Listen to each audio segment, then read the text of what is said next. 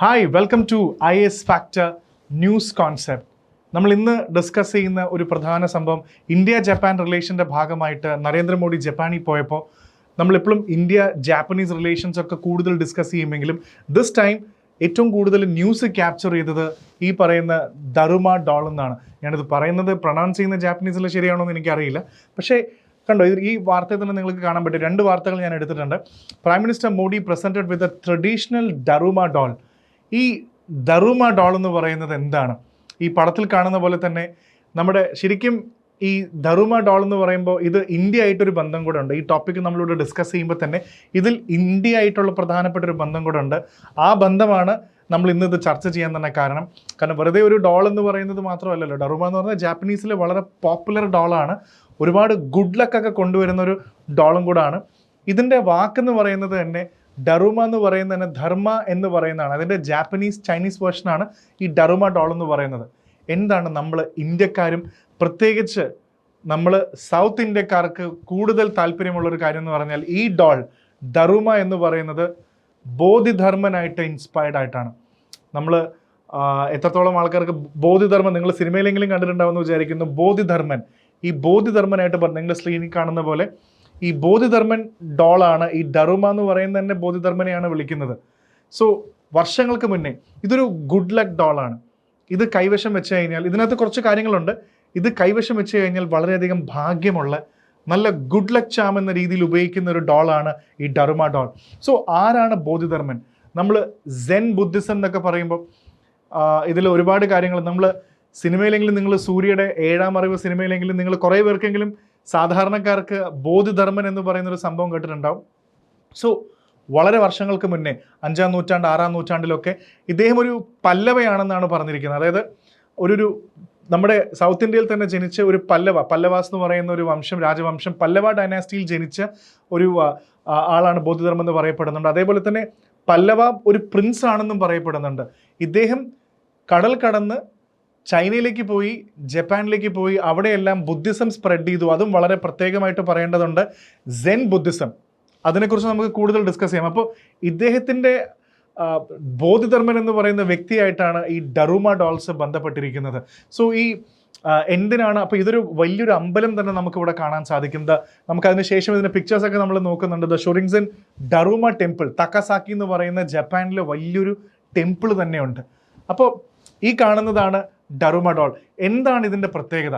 ഇതിൻ്റെ 2 കണ്ണുകൾ നിങ്ങൾ ശ്രദ്ധിച്ചു കഴിഞ്ഞാൽ ഇത് വളരെ ബ്ലാങ്ക് ആയിട്ടാണ്. കാരണം ഈ ഡോള് നമ്മൾ ഗുഡ് ലക്കിന് വേണ്ടിയാണ് ഈ ഡോള് വാങ്ങുന്നത്. ഗുഡ് ലക്കിന് വേണ്ടി ഈ ഡോള് വാങ്ങിക്കഴിഞ്ഞാൽ വാങ്ങിക്കുന്ന ആൾ, അതായത് നമ്മൾ ആരാണോ വാങ്ങിക്കുന്നത് നമ്മളാണ് ഈ ഡോളിൻ്റെ കണ്ണിൽ കളർ അടിക്കേണ്ടത്. കാരണം ഇത് നമ്മൾ എന്തെങ്കിലും ഒരു ആഗ്രഹത്തിന് വേണ്ടിയാണ് ഈ ഡോള് വാങ്ങിക്കുന്നത്. ഈ ആഗ്രഹം സാധിക്കണം എന്ന് ആഗ്രഹിക്കുമ്പോൾ തന്നെ നമ്മളൊരു കണ്ണിൽ, അപ്പോൾ ഏത് കണ്ണിൽ നമ്മൾ വയ്ക്കുമെന്ന് ചോദിച്ചു കഴിഞ്ഞാൽ നമ്മൾ പൊതുവെ റൈറ്റ് ഐയിലാണ്. നമ്മുടെ ആ ഡോളിൻ്റെ റൈറ്റ് സൈഡ് നമ്മൾ ഡോൾ എടുത്തു കഴിഞ്ഞാൽ ഡോളിൻ്റെ റൈറ്റ് സൈഡിൽ നമ്മൾ കണ്ണിൽ കളർ ചെയ്യും. അതായത് ഡോളിൻ്റെ ലെഫ്റ്റ് കണ്ണ് നമ്മൾ ഡോൾ എടുക്കുമ്പോൾ അതിൻ്റെ റൈറ്റിൽ ഡോളിൻ്റെ ലെഫ്റ്റ് കണ്ണ് അവിടെ നിന്നാണ് നമ്മൾ കളർ ചെയ്ത് തുടങ്ങുന്നത്. നമ്മുടെ ആഗ്രഹം എന്ന് ഫുൾഫിൽ ആവുന്നു, എന്ന് ആഗ്രഹം കംപ്ലീറ്റ് ആവുന്നു, മറ്റേ കണ്ണും കൂടെ കളർ ചെയ്യാം എന്നുള്ളതാണ്. കാരണം ഇതൊരു ബുദ്ധിസ്റ്റ് പ്രിൻസിപ്പിളാണ്. അയോൺ എന്ന് പറയുമ്പോൾ അതായത് തുടക്കം എന്ന് പറയുന്നത് നമ്മൾ ലെഫ്റ്റിൽ നിന്നും അതൊരു ബിഗിനിങ് ആണ്. റൈറ്റ് എന്ന് പറയുന്നത് ദി എൻഡ് ആണ് എന്ന് പറയുന്ന ബിഗിനിങ് നിന്നും എൻഡിലേക്ക് പോകുന്നു എന്ന് പറയുന്ന ഒരു ആസ്പെക്റ്റിലാണ് ഇത് കളർ ചെയ്യുന്നത്. അപ്പോൾ ഇതും ഒരു രസകരമായൊരു കാര്യമാണ്. സോ അതുകൊണ്ടാണ് നമ്മൾ ആദ്യം കളർ ചെയ്ത് ഇത് കഴിഞ്ഞതിന് ശേഷം നമ്മുടെ ആഗ്രഹം കഴിഞ്ഞു കഴിഞ്ഞാൽ പറയുന്നത് ജാപ്പനീസ് ഹിസ്റ്ററി അനുസരിച്ചിട്ട് ഈ ഡോള് എടുത്ത് വെറുതെ കളയാൻ പാടില്ല. സോൾട്ട് എല്ലാം റബ്ബ് ചെയ്ത് ഇതിൻ്റെ കളറുകളെല്ലാം വൈപ്പ് ചെയ്ത് തുടച്ചതിന് ശേഷം മാത്രമേ ഇത് ഡിസ്പോസ് ചെയ്യാൻ പാടുള്ളൂ. സോ ദറുമ ഡോളിൻ്റെ മറ്റൊരു പ്രത്യേകത, നമ്മൾ ഈ ഡോള് കണ്ടു കഴിഞ്ഞാൽ ഇതൊരു സ്ഫെറിക്കൽ ഷേപ്പ് ഡോളാണ്. ഇതിൻ്റെ കൈകൾ നിങ്ങൾ കണ്ടിട്ടുണ്ടാവില്ല, ലിംസ് ഉണ്ടാവില്ല. ഇതിനൊരു ഹിസ്റ്റോറിക്കൽ കാര്യം കൂടെ പറയുന്നുണ്ട്. കാരണം ബോധിധർമ്മനെ കുറിച്ച് പറയുന്നത് ഇദ്ദേഹം 9 വർഷം മെഡിറ്റേറ്റ് ചെയ്തു. 9 വർഷം കഠിനമായ തപസ് അനുഷ്ഠിച്ചിട്ടാണ് ഇദ്ദേഹം വന്നത്. സോ ഈ 9 years ഓഫ് മെഡിറ്റേഷനിൽ സംഭവിച്ച എന്താണെന്ന് വെച്ചാൽ മെഡിറ്റേറ്റ് ചെയ്ത് ഇദ്ദേഹത്തിൻ്റെ കൈ ഫോൾഡായി കൈ ഇല്ലാണ്ട് എന്നൊരവസ്ഥയിലെത്തി. കുറേ കഴിഞ്ഞപ്പോൾ കൈ ഇല്ല. അതിനെയാണ് ഈ ഒരു ഇമേജ് സൂചിപ്പിക്കുന്നത്. സോ കൈ ഇല്ലാഞ്ഞിട്ടല്ല, 9 വർഷത്തോളം മെഡിറ്റേറ്റ് ചെയ്ത് ഈ കൈ എന്ന് പറയുന്നൊരു പോർഷൻ ഇല്ലാണ്ടായി വിതേർഡ് അവേ എന്നാണ് അതിനകത്ത് പറയുന്നത്. അപ്പം അതുകൊണ്ടാണ് ആ ഒരു ഡെപ്പിക്ഷന് വേണ്ടിയാണ് കൈ ഇല്ല, ഈ ലിംസ് ഇല്ല എന്നുള്ള രീതിയിലാണ് ഇത് കൂടുതലും ഡെപ്പിക്റ്റ് ചെയ്യപ്പെടുന്നത്. അപ്പോൾ അങ്ങനെ ഒരു വളരെ ഗുഡ് ലക്ക് ആയിട്ടുള്ളൊരു സംഭവമാണ്. അപ്പോൾ ഒബ്വിയസ്ലി ആരാണ് ബോധിധർമ്മൻ എന്ന് പറയുന്നത്, ഇതിൽ ചരിത്രവുമുണ്ട്. അപ്പോൾ ബോധിധർമ്മൻ നേരത്തെ തന്നെ നമ്മൾ പല്ലവ പ്രിൻസ് ആണെന്ന് പറഞ്ഞു. ഇദ്ദേഹം ഒരു മഹായാന ബുദ്ധിസത്തിൽ വിശ്വസിച്ചിരുന്ന ആളാണ്. ബുദ്ധിസത്തിൽ തന്നെ പല വിഭാഗം ഉണ്ടായിരുന്നു.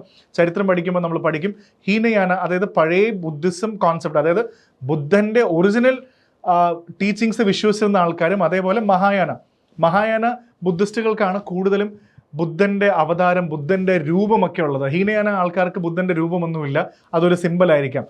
ബോധിധർമ്മൻ എന്ന് പറയുന്നത് നമ്മൾ പല്ലവ കണക്ഷനൊക്കെ പറഞ്ഞു, ഇദ്ദേഹം മഹായാന സ്കൂളിലെ ധ്യാന സ്കൂളിൽ വിശ്വസിച്ചിരുന്ന ഒരു വ്യക്തിയും കൂടാണ്. ഇദ്ദേഹം കടൽ കടന്നാണ് ജപ്പാനിലേക്കും ചൈനയിലേക്കും ഒക്കെ പോയി ഈ ബുദ്ധിസം, സെൻ ബുദ്ധിസം എന്ന് പറയുന്ന ഇതിൽ നമുക്ക് കാണാൻ പറ്റും. തക്കസാക്കിയിലെ ദറുമ എന്ന് പറയുന്ന ടെമ്പിളാണ് ഇവിടെ നമുക്ക് കാണാൻ പറ്റുന്നത്. അവിടെ എന്തോരം ഡോൾസ് ഇരിക്കുന്നത് നമുക്ക് കാണാൻ സാധിക്കും. അപ്പോൾ ഇവിടെയാണ് ഈ ഫേമസ് ഷൊറിൻസൻ ദറോമാജി ടെമ്പിൾ എന്ന് പറയുന്നത് തക്കസാക്കിയിൽ. സോ 1000 വർഷത്തോളം ഇത് വളരെയധികം വളരെ ഫേമസ് ആയിട്ടുള്ള രാജാക്കന്മാരെല്ലാം ഇവിടെ വന്ന് പ്രാർത്ഥിക്കും. യുദ്ധത്തിനാണെങ്കിലും എന്താണെങ്കിലും ബ്ലെസ്സിങ്സ് എടുക്കാനാണെങ്കിലും ഇവിടെ വന്നാൽ ആഗ്രഹിച്ച കാര്യം നടക്കുമെന്നാണ് ഇവരുടെ വിശ്വാസം. അതുകൊണ്ടാണ് ഇത് വളരെ പോപ്പുലർ ആവുന്നത് ഈ ടെമ്പിളിനെ കുറിച്ചിട്ട്. സോ ഇനി ബോധിധർമ്മനെ കുറിച്ചിട്ട് സെൻ ബുദ്ധിസത്തിനെ കുറിച്ചും കൂടെ നമ്മൾ അറിഞ്ഞിരിക്കണം. കാരണം അത്രയും കാലം ബുദ്ധിസം എന്ന് പറയുമ്പോൾ നമ്മൾ കുറേ ബുക്കുകളും അല്ലെങ്കിൽ ബുദ്ധിസത്തായിട്ട് ബന്ധപ്പെട്ട കുറേ പുസ്തകങ്ങളും ടെക്സ്റ്റുകളൊക്കെ പഠിച്ച് നമ്മൾ അങ്ങനെയുള്ള ഒരു അല്ല ബുദ്ധിസം. സെൻ ബുദ്ധിസം എന്ന് പറയുമ്പോൾ നമ്മൾ പുസ്തകത്തിന് അപ്പുറത്തേക്കുള്ള നമ്മുടെ ഇന്നർ മെഡിറ്റേഷൻ എന്ന് പറയുന്നത് വളരെ ഇമ്പോർട്ടൻ്റ് ആണ്. ഈ ഇന്നർ മെഡിറ്റേഷനിലൂടെയാണ് നമുക്ക് ഒരു എൻലൈറ്റ്മെൻറ്റ് പോലത്തെ ഒരു കോൺസെപ്റ്റ് കിട്ടുന്നത്. അതുമാത്രമല്ല ബോധിധർമ്മൻ എന്ന് പറയുമ്പോൾ നിങ്ങൾ സിനിമയിലെങ്കിലും കണ്ടിട്ടുണ്ടാവും, കുങ്ഫു എന്ന് പറയുന്നത് ഷാവോലിൻ ടെമ്പിൾ, നിങ്ങൾ ഉറപ്പായിട്ടും ഷാവോലിൻ മൊനാസ്ട്രി എന്ന് പറയുന്ന ഇവിടെ രസകരമായൊരു സംഭവമുണ്ട്. ബോധിധർമ്മൻ ആദ്യമായിട്ട് ഇവിടെ വന്നപ്പോൾ ബുദ്ധിസ്റ്റ് ഭിക്ഷുക്കളെല്ലാം ഇവരെല്ലാം വളരെ വീക്കായിരുന്നു. അതായത് ഇവർ വളരെയധികം വീക്ക് എന്ന് പറയുന്നത് ഇവർ വളരെ വീക്കായിട്ട് സാധു സന്യാസികളായിരുന്നു. പക്ഷേ നമ്മുടെ ഉള്ളിലുള്ള എനർജി പുറത്തേക്ക് കൊണ്ടുവന്ന് ഉണർത്തി കഴിയുമ്പോഴാണ് ഈ പവർ വരുന്നത്. അപ്പോൾ ഈ സെൻ ബുദ്ധിസത്തിൻ്റെ ടെക്നിക്സ് ഉപയോഗിച്ചിട്ട് ഷാവോലിൻ കുങ്ഫു എന്ന് പറയുന്ന പിന്നീട് ഈ കുങ്ഫു കൊണ്ടുവന്നത് തന്നെ ബോധിധർമ്മനാണ്. അങ്ങനെയാണ് വളരെ വീക്കായ ബുദ്ധിസ്റ്റ് മൊണാസ്ട്രിയിലുണ്ടായിരുന്ന ആൾക്കാരെയൊക്കെ വളരെ സ്ട്രോങ് ആയിട്ട് ഇതിൽ കാണുന്ന പോലെ ഇതിനൊരു പുതിയ ടെക്നിക്കും കൂടെ ഇവർ പറയുന്നുണ്ട്. ഇദ്ദേഹം കൊണ്ടുവന്ന ടെക്നിക്കാണ് മസിൽ ടെൻഡൻ ട്രാൻസ്ഫോർമേഷൻ, ഈ ജിൻജിങ് എന്ന് പറയുന്നത്. അത് ചെറിയൊരു കാര്യമല്ല, അതാണ് നമ്മുടെ ഇന്നർ പീസ്.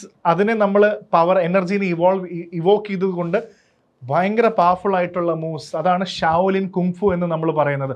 പണ്ട് കാലത്തുണ്ടായിരുന്ന ഷാവോലിൻ എന്ന് പറയുന്ന മൊനാസ്ട്രിയിലുണ്ടായിരുന്ന ഹെനൻ പ്രൊവിൻസിലുണ്ടായിരുന്ന എല്ലാവരെയും പിന്നീട് ബോധിധർമ്മൻ്റെ സമയത്ത് ഇവരെല്ലാം വളരെ സ്ട്രോങ് ആയിട്ടുള്ള മൊനാസ്ട്രിയിലുള്ള ആൾക്കാരായി മാറി. അപ്പോൾ ഇതാണ് കൂടുതലും സെൻ ബുദ്ധിസവും ഷാവോലിൻ കുങ്ഫുവും നമ്മൾ ബോധിധർമ്മനെ കുറിച്ച് മനസ്സിലാക്കേണ്ടത്. പിന്നെ ഈ ഡോൾസിനെ കുറിച്ചിട്ടാണ്. ഡറോമ ഡോൾസ് റെഡ് കളറാണ് ഏറ്റവും ലക്ക് കൊണ്ടുവരുന്നെങ്കിൽ പോലും പല കളറിലുണ്ട്. ഇപ്പോൾ ബ്ലാക്ക് ഉണ്ട്, ബ്ലൂ ഉണ്ട്, ഗോൾഡ് ഉണ്ട്, അങ്ങനെ പല കളറും ഓരോന്നും സൂചിപ്പിക്കുന്നതാണ്. പിങ്ക്, അതേപോലെ ഗ്രീൻ ഹെൽത്തിനെ സൂചിപ്പിക്കുന്നു. അങ്ങനെ കുറേ കാര്യങ്ങൾ നിങ്ങൾക്ക് നോക്കാം. ബ്ലാക്ക് പ്രൊട്ടക്ഷൻ ആണ്, വൈറ്റ് ഭയങ്കര പ്യൂരിറ്റി എന്ന രീതിയിൽ നമുക്കിതിനെ കാണാൻ പറ്റും. അപ്പം ഇതെല്ലാം പല തരത്തിലുള്ള ഡോൾസ് ഇതിലുണ്ട്. സോ ഇൻഡോ ജാപ്പനീസ് റിലേഷനിൽ ഇന്ത്യയും ജപ്പാനും തമ്മിൽ മോഡിക്ക് ഒരു ഡറോമ ഡോൾ കൊടുത്തപ്പോൾ ഇത്രയും അധികം കാര്യങ്ങൾ ഇതിന് പുറകിലുണ്ടെന്ന് പലർക്കും അറിയുണ്ടാവില്ല. സോ ഇതാണ് Daruma dolls. So and the history of Bodhidharma. So മറ്റൊരു കോൺസെപ്റ്റിൽ നമുക്ക് അടുത്ത ന്യൂസ് കോൺസെപ്റ്റ്സിൽ ഡിസ്കസ് ചെയ്യാം. This is Arjun R. Shankar. So do subscribe to our channel IAS Factor, and thank you. See you in the next session.